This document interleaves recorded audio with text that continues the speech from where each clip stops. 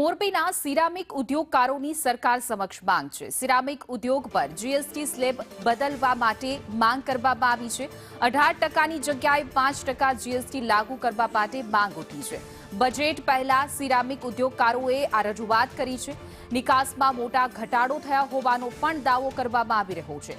30,000 કરોડની જગ્યા માત્ર 15,000 કરોડની નિકાસ થઈ રહી છે। ટેક્સમાં ઘટાડો થાય તો નિકાસમાં વધારો થઈ શકે છે।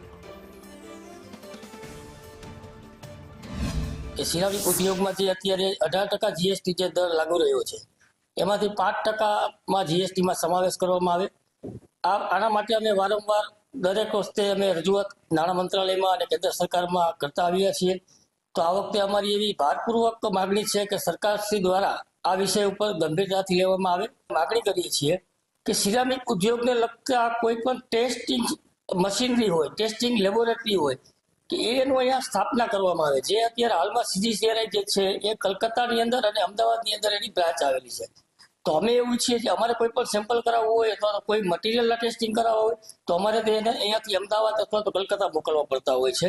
તો અમારી એ પણ માગણી છે કે એવી કોઈ ફેસિલિટી જે સિરામિક ક્લસ્ટરને સ્પેશિયલ ફાળવવામાં આવે।